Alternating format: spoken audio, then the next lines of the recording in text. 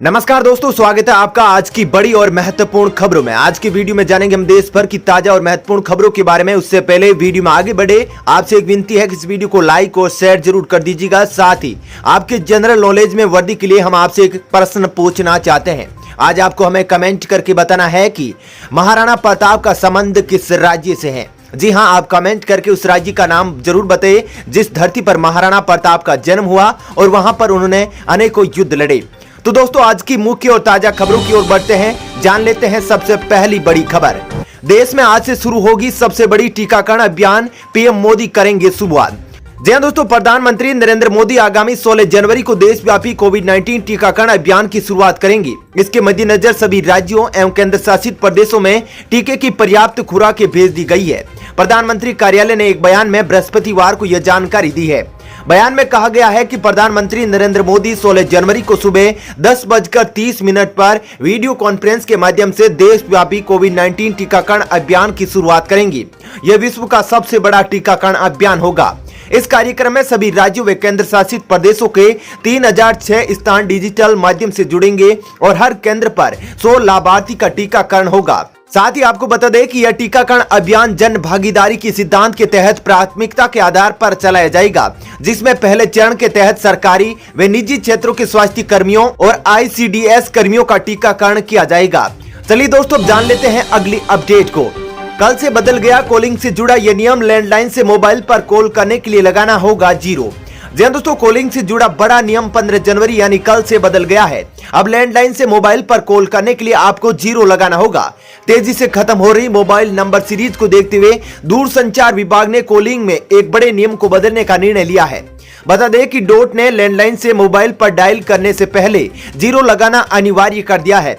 बता दें कि भारतीय दूरसंचार विनियामक प्राधिकरण यानी ट्राई ने इस तरह की कॉल के लिए 29 मई 2020 को नंबर से पहले 0 लगाने की सिफारिश की थी। इससे टेलीकॉम कंपनियों को अधिक नंबर लगाने की सुविधा मिल जाएगी। चलिए दोस्तों, जान लेते हैं अगली अपडेट के बारे में।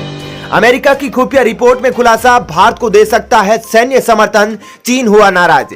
दोस्तों, अमेरिका की एक खुफिया रिपोर्ट लीक हुई है जिसमें सामने आया है कि अमेरिका अपनी इंडो पैसिफिक रणनीति में भारत को आगे बढ़ाना चाहता है। रिपोर्ट में कहा गया है कि चीन से मुकाबला करने के लिए भारत के साथ सैन्य, खुफिया और राजनयिक समर्थन आगे बढ़ाना चाहिए। हालांकि चीन इस रिपोर्ट के सामने आने के बाद नाराज हो गया है। चीन ने बयान जारी कर कहा है कि ये रिपोर्ट अमेरिका की पोल खोल रही है। इससे साबित हो रहा है कि अमेरिका भारत का सहारा लेकर दक्षिणी एशिया में अशांति फैलाना चाहता है। बीबीसी के मुताबिक इस रिपोर्ट में कहा गया है कि पूरे इलाके में चीन अमेरिका गठबंधन को कमजोर कर खुद को बड़ा प्लेयर बनाना चाहता है। भारत और चीन से जारी तनाव के बीच ट्रंप प्रशासन की एक कथित गोपनीय रिपोर्ट सार्वजनिक होने से हलचल बढ़ गई है। बता दें कि अमेरिकी वेबसाइट एक्सियोस ने कहा कि उसने उस रिपोर्ट की कॉपी देखी है जिसमें अमेरिका अपनी इंडो पैसिफिक रणनीति में भारत को आगे बढ़ाना चाहता है ताकि चीन से मुकाबला किया जा सके। खुलासे के मुताबिक साल 2018 की शुरुआत में ट्रंप प्रशासन ने 10 पन्नों की रिपोर्ट तैयार की थी। इसमें इंडो पैसिफिक इलाके में पिछले 3 सालों में चीन, भारत और उत्तरी कोरिया के अलावा बाकी के देशों को लेकर रणनीति का जिक्र है। चलिए दोस्तों, जान लेते हैं अगली अपडेट के बारे में। क्या ट्रेन से यात्रा के लिए वसूले जा रहे हैं ज्यादा पैसे? रेलवे की ओर से आया है जवाब। दोस्तों, कोरोना संक्रमण के प्रसार को रोकने के लिए पिछले साल मार्च के महीने से ही बंद पड़ी अधिकतर ट्रेनें अब चलने लगी है। कोरोना महामारी के बीच सतर्कता के साथ लोग लंबी दूरी की यात्रा के लिए ट्रेनों का इस्तेमाल करने फिर से आगे बढ़ने लगे हैं। इस बीच ऐसी कई रिपोर्ट सामने आई है जिसमें यह कहा गया है कि रेलवे की तरफ से पैसेंजर ट्रेनों के लिए ज्यादा पैसे वसूले जा रहे हैं। रेलवे मंत्रालय ने ट्वीट करते हुए यात्रियों से ज्यादा पैसे वसूले जाने की रिपोर्ट को भ्रामक और आधारहीन करार दिया है। जारी बयान में यह भी कहा गया है कि त्योहारों के दौरान यात्री ट्रेनों की बढ़ती मांग को देखते हुए फेस्टिवल ट्रेनें चलाई गई है। भीड़ को कम करने के लिए ये ट्रेनें लगातार चल रही है। व्यवस्था के मुताबिक ऐसी ट्रेनों का किराया 2015 के बाद से अधिक रखा गया है। इस साल भी इसमें किसी भी तरह का कोई भी परिवर्तन नहीं किया गया है, इसलिए आपको डरने की जरूरत नहीं है और आपको इन भ्रामक रिपोर्टों से बचना होगा। साथ ही रेलवे की ओर से कहा गया है कि पॉलिसी के मुताबिक स्पेशल फेयर केस में भी 2S पैसेंजर से 15 रुपए से अतिरिक्त चार्ज नहीं वसूला जा रहा। चलिए दोस्तों, जान लेते हैं अगली अपडेट के बारे में। केंद्र सरकार ने अपने स्थायी कर्मचारियों के लिए साल में 20 दिन की अर्जित छुट्टी लेना किया अनिवार्य। अब नहीं करा सकेंगे केस, जानिए सच्चाई। जी हाँ दोस्तों, सोशल मीडिया पर बिजनेस स्टैंडर्ड की एक आर्टिकल तेजी से वायरल हो रही है। पोस्ट में यह दावा किया जा रहा है कि सरकार ने अपने स्थायी कर्मचारियों के लिए हर साल कम से कम 20 दिन की अर्जित छुट्टी लेना अनिवार्य कर दिया है। वे छुट्टी के बदले नकदी नहीं ले सकते। बता दें कि इंटरनेट पर वायरल हो रही यह पोस्ट फर्जी है। केंद्र सरकार ने ऐसा कोई भी दावा नहीं किया है। सरकार ने ऐसी कोई भी योजना कंपलसरी नहीं की है। केंद्र ने फैसला किया है कि उसके सभी स्थायी कर्मचारियों को सेवानिवृत्ति के समय कम से कम 20 दिनों की अर्जित छुट्टी लेनी होगी, बजाय कि उन्हें रिटायरमेंट के समय नकदीकरण के लिए जमा करना होगा। चलिए दोस्तों, जान लेते हैं अगली अपडेट के बारे में। स्टैच्यू ऑफ यूनिटी को अन्य क्षेत्र से जोड़ने के लिए कल 8 ट्रेनों को पीएम मोदी दिखाएंगे हरी झंडी। जी दोस्तों, सरदार वल्लभ भाई पटेल को समर्पित केवडिया स्थित स्टैच्यू ऑफ यूनिटी का देश के अन्य हिस्सों से संपर्क को सुदृढ़ करने के लिए प्रधानमंत्री नरेंद्र मोदी रविवार को 8 ट्रेनों को हरी झंडी दिखाएंगे।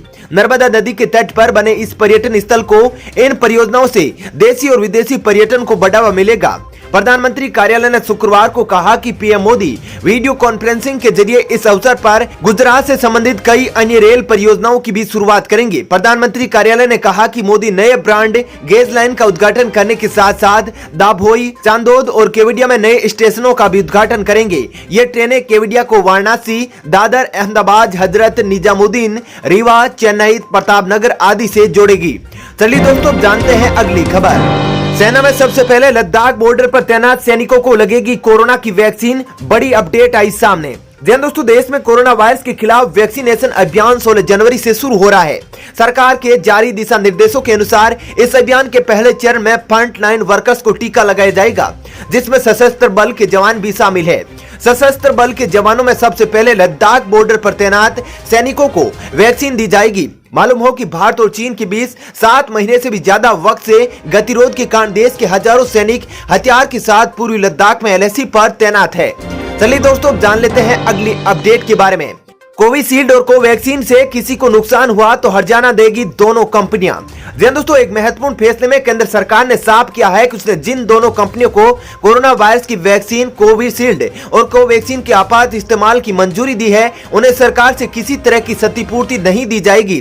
जानकारी के मुताबिक अगर किसी तरह का नुकसान की बात सामने आती है तो इन दोनों वैक्सीन की विकसित करने वाली सीरम इंस्टीट्यूट ऑफ इंडिया और भारत बायोटेक इंटरनेशनल लिमिटेड को खुद ही इस नुकसान की भरपाई करनी पड़ेगी। सरकार उन्हें किसी भी तरह की कोई क्षतिपूर्ति नहीं करेगी। चलिए दोस्तों, जान लेते हैं अगली अपडेट के बारे में। जियो यूजर्स को बड़ा झटका, कंपनी ने बंद किए ये 4 सस्ते प्लान। जी हाँ दोस्तों, रिलायंस जियो पिछले कई दिनों से पोर्टिंग के चलते चर्चा में है। ऐसे में ग्राहकों को संतुष्ट करने के प्रयास में लगी हुई है। इसी के चलते रिलायंस जियो ने जियो फोन की रिचार्ज पोर्टफोलियो में एक बड़ा बदलाव किया है। जियो ने जियो फोन के 4 ऑल इन वन प्लान को अपने प्रीपेड पोर्टफोलियो से हटा दिए हैं। जियो फोन के ये प्लान 99 रुपए, 153 रुपए, 297 रुपए और 594 रुपए के हैं। मिली जानकारी के अनुसार जियो ने ये चारों प्लानों को बंद कर दिया है। चलिए दोस्तों, जान लेते हैं अगली अपडेट के बारे में। घने कोहरे और शीतलहर की चपेट में कई राज्य, मौसम विभाग ने जारी किया अलर्ट। जी दोस्तों, देश की राजधानी दिल्ली से लेकर समस्त उत्तर भारत में कड़ाके की ठंड जारी है। भारतीय मौसम विभाग की माने तो अगले 2 दिनों तक ठंड से राहत मिलने की उम्मीद नहीं है। मौसम विभाग का कहना है कि आज तड़के सुबह उत्तरी राजस्थान, दिल्ली, पंजाब, हरियाणा, चंडीगढ़, उत्तर प्रदेश और बिहार में घना कोहरा दर्ज किया गया है। इसके अलावा पश्चिमी बंगाल, त्रिपुरा और असम में भी सुबह 5:30 बजे घना कोहरा देखा गया। मौसम विभाग ने जानकारी दी है कि उत्तर भारत में और ठंड पड़ने के आसार है। मौसम विभाग ने बताया कि शुष्क मौसम और उत्तर पश्चिमी हवाओं की वजह से देश के उत्तरी पश्चिमी हिस्सों में ज्यादातर इलाकों में अगले 3-4 दिन तक न्यूनतम तापमान सामान्य से कम रहने की संभावना है। मौसम विभाग ने अगले कुछ दिनों के लिए शीतलहर चलने की भी संभावना जारी की है। चलिए दोस्तों, जान लेते हैं अगली खबर। तुरंत करा ले आधार कार्ड को मोबाइल से लिंक, वरना आज से पड़ने वाली है जरूरत।